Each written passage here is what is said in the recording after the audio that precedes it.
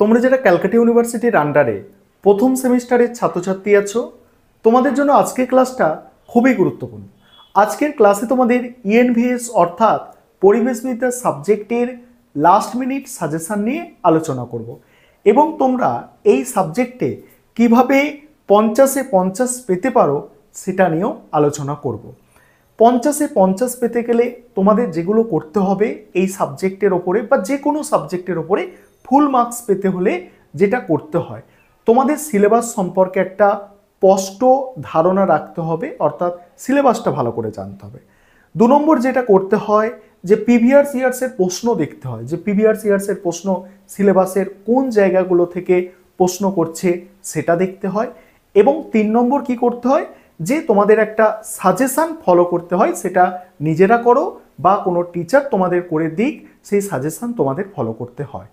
আর এই যে ইএনভিএস এবং অর্থাৎ পরিবেশবিদ্যা সাবজেক্ট, এটা ক্যালকাটা ইউনিভার্সিটিতে কিন্তু কোয়েশ্চেন পেপার আগে থেকে অর্থাৎ এর আগের যে সিলেবাস ছিল তখন থেকেই কম্পালসারি পরিবেশবিদ্যা সাবজেক্টটা কোয়েশ্চেন পেপার একটু কঠিন হয়ে থাকে এবং বহু ছাত্রছাত্রী কিন্তু এই সাবজেক্টে সাপ্লিও পেয়ে যায়। তবে তোমরা পাবে না, কারণ তোমরা আজকের ক্লাসটা দেখছো, তোমরা জানো তোমরা কোনগুলো পড়বে, তাই তোমাদের এটা চিন্তা করার কারণ নেই। আর আজকের এই ক্লাসে তোমরা যেগুলো পাচ্ছ সেটা হচ্ছে কি, তোমরা সিলেবাসটা পেয়ে যাচ্ছ, বেঙ্গলি ভার্সন এবং ইংলিশ ভার্সন। আমি সিলেবাসটা আলোচনা করছি, বিগত বছরের প্রশ্ন তোমাদের সঙ্গে শেয়ার করে নেব, যে বিগত বছরের প্রশ্নে কোন পোর্শন থেকে প্রশ্নগুলো তোমাদের পরীক্ষায় এসেছিল সেটা তোমাদের বলে দেব এবং তোমাদের 100% কমনযোগ্য 5 নম্বরের প্রশ্নের সাজেশান নিয়ে আলোচনা করব। তাহলে তোমরা আজকের ক্লাসটা সম্পূর্ণ প্রথম থেকে শেষ পর্যন্ত দেখো। আর আরেকটা বিষয় বলবো, তোমাদের কিন্তু এই যে ক্লাসটা আছে এটা একটু বড় হতে পারে, কারণ ভালো নম্বর পেতে গেলে একটু তো বেশি টাইম তোমাদের খরচ করতেই হবে, একটু মনোযোগ সহকারে বিষয়গুলো বুঝে নাও। আরেকটা বিষয় বলে নিই যে তোমাদের জন্য এই সাবজেক্টের স্টাডি মেটেরিয়ালও তৈরি করা হয়েছে। তোমরা যদি কেউ স্টাডি মেটেরিয়াল পারচেস করতে চাও, স্ক্রিনে দেওয়া নম্বরে যোগাযোগ করে স্টাডি মেটেরিয়াল পারচেস করতে পারো। চলো তোমরা সিলেবাস, কোয়েশ্চেন পেপার, সাজেশানগুলো দেখে নাও। প্রথমে তোমরা সিলেবাসটা ভালো করে বুঝে নাও। তোমাদের টোটাল সিলেবাসটা 5টা ইউনিটে ভাগ করা হয়েছে। প্রথম ইউনিট যেটা আছে দেখো, পরিবেশ অধ্যয়নের ভূমিকা। সেখানে যে টপিকগুলো তোমাদের পড়তে হবে, যে পরিবেশ অধ্যয়নে বহুমুখী প্রকৃতি, অর্থাৎ পরিবেশ অধ্যয়নের বহুমুখী প্রকৃতি অর্থাৎ multidisciplinary nature of environmental studies. দ্বিতীয় যে টপিক আছে স্কোপ অ্যান্ড ইম্পর্টেন্স অর্থাৎ পরিধি এবং গুরুত্ব। তারপরে আছে সাস্টেনেবল ডেভেলপমেন্ট, এখানে এই বিষয়টা খুব ইম্পর্টেন্ট, অর্থাৎ টেকসই উন্নয়নের ধারণা, টেকসই উন্নয়নের লক্ষ্যমাত্রা। তারপরে আছে দেখো লো কার্বন লাইফস্টাইল আর মিশন লাইফ, অর্থাৎ নিম্ন কার্বন জীবনযাত্রা আর হচ্ছে মিশন লাইফ। এটা গেল 1 নম্বর ইউনিট। 2 নম্বর ইউনিটে কি আছে দেখো, ইকোলজি আর ইকোসিস্টেম, অর্থাৎ কি বলা হচ্ছে দেখো, পরিবেশ বিদ্যা এবং ইকোসিস্টেম। এখানে দেখো কি কি টপিক তোমাদের পড়তে হচ্ছে, পরিবেশ বিদ্যা কাকে বলে, ইকোসিস্টেম কাকে বলে, ইকোসিস্টেমে সেবার ধারণা অর্থাৎ ইকোসিস্টেম সার্ভিস। তারপরে দ্বিতীয় টপিক হচ্ছে দেখো structure and function of ecosystem, অর্থাৎ ইকোসিস্টেমের গঠন ও কার্যপ্রণালী। তারপরে energy flow in an ecosystem, অর্থাৎ ইকোসিস্টেমের শক্তি প্রবাহ। ইকোলজিক্যাল পিরামিড, ভালো করে এগুলো মনে রাখো যে কি সিলেবাসে আছে, তারপর প্রশ্নগুলো তোমরা দেখবে। দেখো পরিবেশগত পিরামিড, তারপরে দেখো কি আছে, পরে আছে দেখো খাদ্য শৃঙ্খল ও খাদ্য জাল, অর্থাৎ food chain and food web. ঠিক আছে, এখানে স্থলজ ও জলজ ইকোসিস্টেম এটা বলে দেওয়া হয়েছে। তারপরে দেখো basic concept of population and community ecology, অর্থাৎ জনসংখ্যা এবং সম্প্রদায় পরিবেশবিদ্যার মৌলিক ধারণা। ইকোলজিক্যাল সাকসেশন, অর্থাৎ পরিবেশগত উত্তরাধিকার। তারপরে দেখো পরিবেশগত উত্তরাধিকার গেল। এবারে 3 নম্বর যে তোমাদের ইউনিটটা আছে, অর্থাৎ 3 নম্বর ইউনিট থেকে তোমাদের কি পড়তে হবে, যেখানে সম্পদের চ্যাপ্টারটা আছে সেখান থেকে কি পড়তে হবে। এখানে দেখো নবীকরণযোগ্য এবং অনবীকরণযোগ্য সম্পদের ধারণা পড়তে হবে। তারপরে ভূমি সম্পদ ও ভূমি ব্যবহারের পরিবর্তন, ভূমিক্ষয়, মাটিক্ষয়, মরুভূমিকরণ, এগুলো পড়তে হবে। তারপরে পড়তে হবে দেখো ফরেস্ট রিসোর্স অর্থাৎ বন সম্পদ, গুরুত্ব, বনচ্ছেদনের কারণ, পরিমাণ ও মানে প্রতিকারের ব্যবস্থা, প্রতিকারমূলক ব্যবস্থা। তারপরে দেখো জলের ব্যবহার, তারপর অতি ব্যবহার, বন্যা, খরা, জল সংকট। তারপরে আছে দেখো পরের টপিক জ্বালানি সম্পদ যেটা আছে এনার্জি রিসোর্স।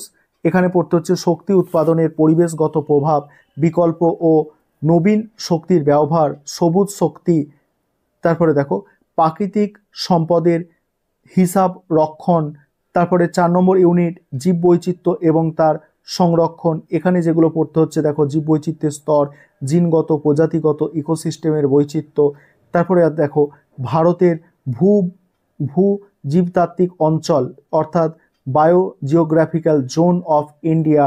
তারপরে জীববৈচিত্র্য সমৃদ্ধ স্থান, স্থানিকতা এবং ভারতে এক বিশাল জীববৈচিত্র্যের দেশ। পরের টপিক আছে তোমাদের জীববৈচিত্র্যের জন্য হুমকি অর্থাৎ থ্রেট। তারপরে দেখো IUCN এর হুমকির বিভাগসমূহ, ইনসিটু, এক্সিটু সংরক্ষণ, তারপর সংরক্ষিত এলাকার নেটওয়ার্ক এগুলো। তারপরে টপিক আছে দেখো তারপরে জীববৈচিত্র্য সংরক্ষণে আদিবাসী জনগোষ্ঠীর ভূমিকা, তারপরে জনগণের জীববৈচিত্র্যের রেজিস্টার, বায়ো প্রসপেক্টিং এবং বায়ো পাইরেসি এগুলো দেখতে হচ্ছে। এবার 5 নম্বর টপিক দূষণ সম্পর্কে আছে, পরিবেশ দূষণ ধারণা ও প্রকারভেদ। তারপরে এখানে প্রকারভেদের মধ্যে বায়ু, জল, মাটি ও সমুদ্র দূষণ, এর কারণ, প্রভাব, নিয়ন্ত্রণ। এবারে আছে দেখো বিপজ্জনক বর্জ্য পদার্থের ধারণা, মানব স্বাস্থ্য ঝুঁকি। তারপরে পরের যে টপিকটা আছে দেখো পরের টপিকটা হচ্ছে দেখো কঠিন বর্জ্য ব্যবস্থাপনা, পৌর ও চিকিৎসা ও বর্জ্য নিয়ন্ত্রণ ব্যবস্থা। তারপরের টপিকটা অর্থাৎ শেষ টপিক হচ্ছে জলবায়ুর পরিবর্তন, বিশ্ব উষ্ণায়ন, ওজোন স্তর ক্ষয়, অ্যাসিড বৃষ্টি, আর এগুলো মানব সমাজ ও কৃষির ওপর প্রভাব। এই হচ্ছে তোমাদের সিলেবাস। এবার কি প্রশ্ন তোমরা করবে এখান থেকে সেগুলো একটু দেখে নাও। এখান থেকে দেখো এবারে প্রশ্ন 5 নম্বরের যে প্রশ্নগুলো তোমরা তৈরি করবে দেখে নাও। এখানে প্রথম হচ্ছে তোমাদের ইউনিট 1 যেটা ইন্ট্রোডাকশন টু এনভায়রনমেন্টাল স্টাডিজ। এই ইউনিট 1 থেকে তোমাদের যেগুলো করতে হবে দেখো মোস্ট ইম্পর্টেন্ট প্রশ্ন, পরিবেশ অধ্যয়নে বহুমুখী প্রকৃতি সম্পর্কে আলোচনা করো। এখানে ইংলিশগুলো লেখা আছে। তারপরে টেকসই উন্নয়ন অর্থাৎ সাস্টেনেবল ডেভেলপমেন্ট কি এবং এর গুরুত্ব ব্যাখ্যা করো। মিশন লাইফ কি, এটি কিভাবে পরিবেশ সংরক্ষণে সহায়তা করে। 3 নম্বর প্রশ্ন গেল। 4 নম্বর প্রশ্ন হচ্ছে টেকসই উন্নয়নের লক্ষ্যমাত্রার গুরুত্ব আলোচনা করো। পরের প্রশ্ন হচ্ছে পরিবেশ সংরক্ষণের সচেতনতার গুরুত্ব ব্যাখ্যা করো। পরিবেশ সংরক্ষণের সচেতনতার গুরুত্ব। তারপরে দেখো ইউনিট 2 নম্বর ইউনিট থেকে দেখো কি করতে হবে। 2 নম্বর ইউনিট থেকে বাস্তুতন্ত্র কি, এর গঠন ও কার্যাবলী আলোচনা করো, এটা করতে হচ্ছে। তারপরে খাদ্য শৃঙ্খল ও খাদ্য জাল সম্পর্কে ব্যাখ্যা করো। বাস্তুতন্ত্রের শক্তির প্রবাহ কিভাবে কাজ করে। তারপরে দেখো জনসংখ্যা ও সম্প্রদায় বাস্তুবিদ্যা এর মৌলিক ধারণা। নেক্সট আছে পরিবেশে ইকোলজিক্যাল সাকসেশন কিভাবে ঘটে। তারপর 3 নম্বর ইউনিট থেকে দেখো 3 নম্বর ইউনিট থেকে দেখো দেখো নবায়নযোগ্য এবং অনবায়নযোগ্য সম্পদের মধ্যে পার্থক্য। তারপরে আছে দেখো বন উজাড়ের কারণ, ঠিক আছে, বন উজাড়ের কারণ এবং প্রতিকারমূলক ব্যবস্থা আলোচনা করো, ডিফরেস্টেশনের কারণ এবং প্রতিকার। তারপরে ভারতে জলসম্পদ ব্যবস্থাপনার প্রধান চ্যালেঞ্জগুলি কি কি। তারপরে দেখো পরের প্রশ্ন কি আছে দেখো ভূমিক্ষয়, ভূমির অবক্ষয় ও মরুভূমিকরণ কি, এর কারণ ও প্রতিকার ব্যাখ্যা করো। তারপরে আছে দেখো বিকল্প শক্তির উৎসগুলোর গুরুত্ব আলোচনা করো। তারপরে দেখো 4 নম্বর যে তোমাদের ইউনিট আছে বায়োডাইভার্সিটি অ্যান্ড কনভেনশন, সেই টপিক থেকে অর্থাৎ 4 নম্বর ইউনিট থেকে কি করবে দেখো ভারতের জীববৈচিত্র্যের গুরুত্ব আলোচনা করো। পরের প্রশ্ন আছে জীববৈচিত্র্যের বিভিন্ন স্তরের সংজ্ঞা ও ব্যাখ্যা দিন। তারপরের প্রশ্ন আছে ইনসিটু ও এক্সিটু সংরক্ষণের মধ্যে পার্থক্য। পরের প্রশ্ন জীববৈচিত্র্যের জন্য প্রধান হুমকিগুলো কি কি, ঠিক আছে, অর্থাৎ প্রধান যে থ্রেটগুলো আছে সেই থ্রেট কি। তারপরে বায়ো পার্সপেক্টিং এবং বায়ো পাইরেসি কি। তারপরে 5 নম্বর ইউনিট থেকে দেখো যেটা এনভায়রনমেন্টাল পলিউশনের ওপরে আছে অর্থাৎ পরিবেশ দূষণ নিয়ে আছে, সেখানে দেখো কি কি করবে বায়ু দূষণের প্রধান কারণ, প্রতিকারমূলক ব্যবস্থা, জল দূষণের কারণ, প্রতিকারমূলক ব্যবস্থা। তারপরে কঠিন বর্জ্য ব্যবস্থাপনা কি, এর গুরুত্ব ব্যাখ্যা করো। পরের প্রশ্ন আছে দেখো ওজোন স্তরের ক্ষয় কি, এর কারণ ও প্রভাব আলোচনা করো। তারপরে বিশ্ব উষ্ণায়ন কি, এর প্রভাব ব্যাখ্যা করো। এই হচ্ছে তোমাদের টোটাল সাজেশান। এর আগে আমি একটা সাজেশান তোমাদের প্রোভাইড করেছিলাম, সেই সাজেশানটা তোমাদের এবারে দেখাবো।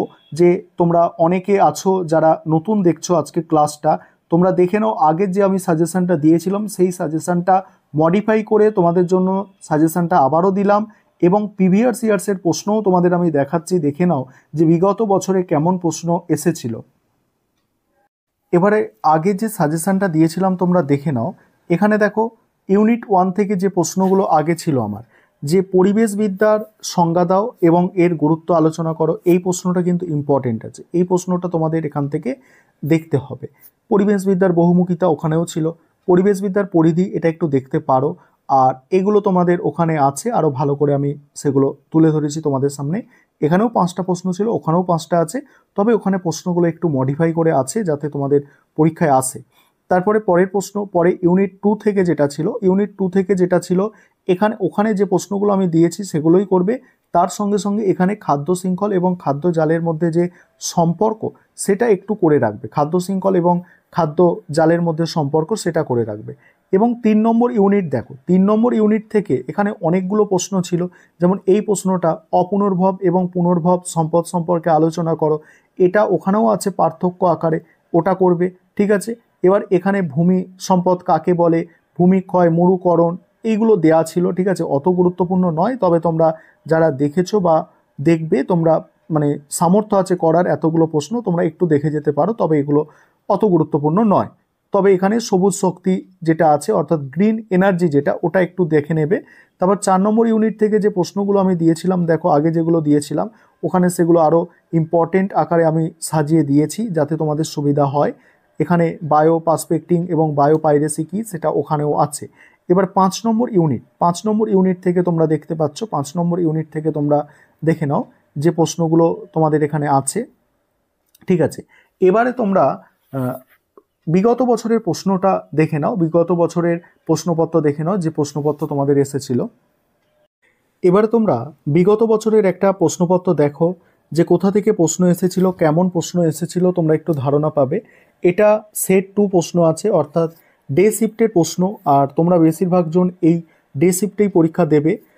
দেখে নাও তোমাদের প্রথমে ছিল 10টা এমসিকিউ, যেভাবে তোমাদের আমি বলেছি 10টা এমসিকিউ প্রথমে ছিল, যেখানে 4টে করে অপশান থাকবে। দেখে নাও কেমন ধরনের প্রশ্ন এখান থেকে দেওয়া হয়েছিল। আমি স্ক্রল করে যাচ্ছি, তোমরা দেখো। ঠিক আছে, দেখে নাও। এবারে দেখো 2 নম্বরের প্রশ্ন কি দেওয়া হয়েছিল। 2 নম্বরের প্রশ্ন 10টা অ্যান্সার করতে হবে। এখানে সুস্থায়ী উন্নয়নের যে কোনো দুটি উদ্দেশ্য, আমি যখন এসএকিউ করিয়েছি দেখেছো তোমরা, ওখানে আছে যে সাস্টেনেবল ডেভেলপমেন্টের দুটি উদ্দেশ্য, খাদ্য শৃঙ্খল খাদ্য জালের মধ্যে পার্থক্য, জন্মহার মৃত্যুহারের মধ্যে পার্থক্য, মিশন লাইফ কি, এগুলো সব করানো প্রশ্ন, এক্স-সিটু সংরক্ষণ কি। দেখছো এই ধরনের প্রশ্ন তোমাদের আসবে, অর্থাৎ তোমরা যারা আমার সাজেশন ফলো করছো তোমাদের ভয়ের কোনো কারণ নেই। ঠিক আছে, এই সাবজেক্টে অনেক সাপ্লি আসছে, ঠিক আছে, কিন্তু তোমরা আমার সাজেশন ফলো করছো, তাই তোমাদের ভয় পাওয়ার কোনো কারণ নেই। তোমরা দেখো, এই কদিন সঙ্গে থাকো, বুঝতে পারবে কেমন পরীক্ষা হচ্ছে। তারপরে এখানে 5 নম্বরের প্রশ্নগুলো একটু ঘুরিয়ে গাড়িয়ে দেয়, তবে সাজেশনের মধ্যে থেকে তোমরা পেয়ে যাবে। যেমন একটা দেখো, প্রথম প্রশ্ন যেটা দিয়েছিল সুস্থায়ী উন্নয়নের নীতিগুলি, অর্থাৎ সাস্টেনেবল ডেভেলপমেন্ট থেকে একটা প্রশ্ন তোমাদের পরীক্ষায় আসবে। তারপর দেখো বাস্তুতন্ত্রের ওয়াই আকারের শক্তি প্রবাহ মডেল ব্যাখ্যা করো, আর বাস্তুতান্ত্রিক সাকসেশন অর্থাৎ ইকোলজিক্যাল সাকসেশন বলতে কি বোঝো, এই প্রশ্নটা কিন্তু দেওয়া হয়েছিল। দেখো এখানে 3+2 এইভাবে প্রশ্নগুলো আছে। এবারে দেখো যেটা পরের প্রশ্নগুলো, বিকল্প শক্তির উৎস হিসাবে জৈব ভরের গুরুত্ব সংক্ষেপে আলোচনা করো এবং মরুকরণ সম্পর্কে সংক্ষিপ্ত টিকা, মরুকরণ দেওয়া হয়েছিল। ঠিক আছে, তারপরে জীববৈচিত্র্য ধ্বংসের 3টি কারণ এবং পশ্চিমঘাট পর্বতমালার জীববৈচিত্র্য হটস্পট, মানে জীববৈচিত্র্যকে হটস্পট বলা হয় কেন, ভূগর্ভস্থ জল দূষণের উৎস লেখো, কীটনাশক কীভাবে মৃত্তিকা দূষণ ঘটায়, গ্রিনহাউস গ্যাস কি, এরা কিভাবে বিশ্ব উষ্ণায়ন ঘটায়, বিশ্ব উষ্ণায়নের 2টি ক্ষতিকারক প্রভাব উল্লেখ করো। এইভাবে প্রশ্নগুলো পাটে পাটে ভেঙে কিন্তু আসছে। এবার তোমরা যারা ইংলিশ ভার্সন আছো তোমরা একটু প্রশ্নটা দেখে নাও, একই প্রশ্ন ইংলিশে আছে। ঠিক আছে, ইংলিশে আর বাংলায় প্রশ্ন একই থাকবে, তোমাদের দেখে নাও।